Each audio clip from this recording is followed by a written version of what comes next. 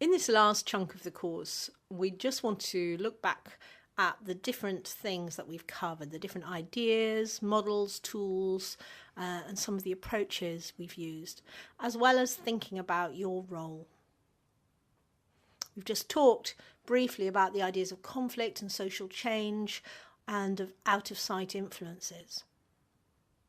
We also have, over the series, thought quite a bit about culture and the idea of cultural fluency and how important that is to bear in mind, because culture isn't just obvious racial or national differences, it's also all of the different aspects to our being.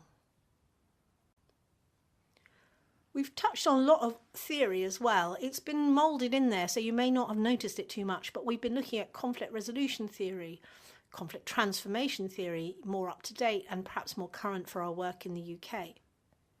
We've been thinking about models from management theory, from psychology, from complexity science, and also from systems theory. The idea that everything is interlinked and you cannot work with things in isolation, not one conflict, nor one group. On the next couple of slides, we'll be looking at models and tools that we have touched on, and I'll just take you through the list of what we've seen and then think about our own role before we come to the end of the series. I'm sure as you've gone through the different sessions, you've made your own notes about the models that have interested you and stuck out for you. Some of the things that I think could be useful for you going forwards, both in life but also in sort of work, are the idea of the conflict spiral, the escalation of conflict, almost with a life of its own, and how do we start to de-escalate it. We talked right at the start of conflict styles, conflict management styles. How do different people go into situations? What is their default mode? And how can we help them move to a more collaborative style? We've talked about insider partials, that idea that when you're trying to bring together groups, there are people who understand their own group, but who are able to step out and meet with difference in an easy way. How can you find them when working with local people and valuing local knowledge? We've talked about the ladder of inference, how it helps us form our sense and identity, and how important then it is that we recognise that those worldviews that we each and every one of us hold are made explicit when we're working with other people. That is a lovely model to share with others when they need some help about understanding themselves. We look too at the victim and rescuer and perpetrator triangle, thinking about the fact that it's very easy in this work to step in and become a rescuer. And it's important to try and keep an eye on ourselves and put ourselves away from that role, making sure that we really allow people to fulfill their own potential in sorting out their problems. And we've also looked at the golden circle, working with volunteers to help them be very clear about why they're getting involved with something, so that they sustain the vision and the work beyond the end of any particular project. Maslow's hierarchy of needs is a really useful model for thinking about what sort of level of comfort and security people need before they can move on to engaging with other issues beyond their own personal needs. Those are some of the concepts and ideas, and some of the actual tools we've given you for analysis and other ways of breaking things down are Galting's ABC, the PIN model and the timeline, introducing you to the idea of conflict mapping, putting it on paper in order to get a sense of the whole picture. Understanding what is going on out of sight for people, and especially when you encounter anger, which you will when you come across groups or individuals who are feeling vulnerable and at risk. And we've also had quite a think on this course about power. How does power operate in all sorts of different situations? And Lederach's power pyramid is a useful way, again, of thinking about different ways working in communities of reaching different power networks. As a final area of important focus for this series, I want to just think about the idea of the reflexive practitioner. You've been asked, especially if you're doing the accreditation through the master's route, to work in a reflexive journal.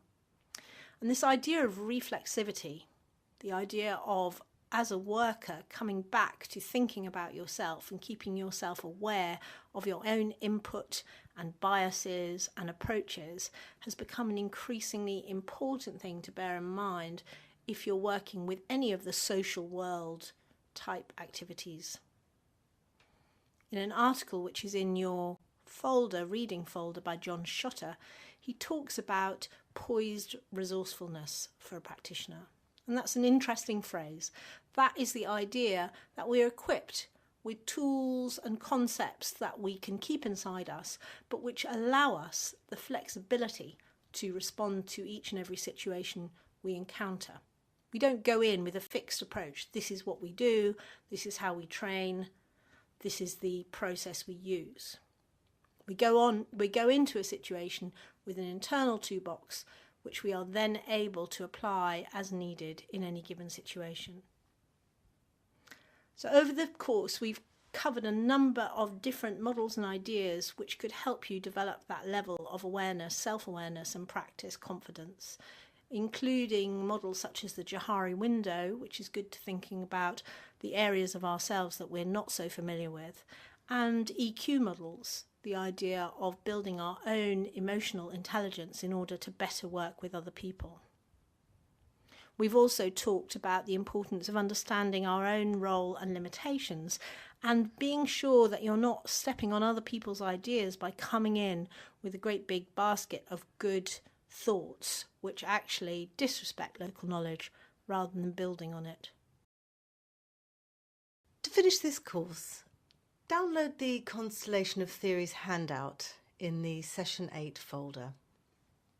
What we'd like you to do here is fill this in as a way of understanding how your own worldview fits together. If you do this exercise thoroughly, it can help you be very clear about what ideas you hold dear, what your own strengths and interests are, and what direction you might want to take in your professional life, developing your own career. It's really good to be aware that with exercises like this, the more time you put in, the more you get out. To summarise, conflicts are universally similar, culturally distinct, and individually unique. Look for the positive and creative potential of conflict situations.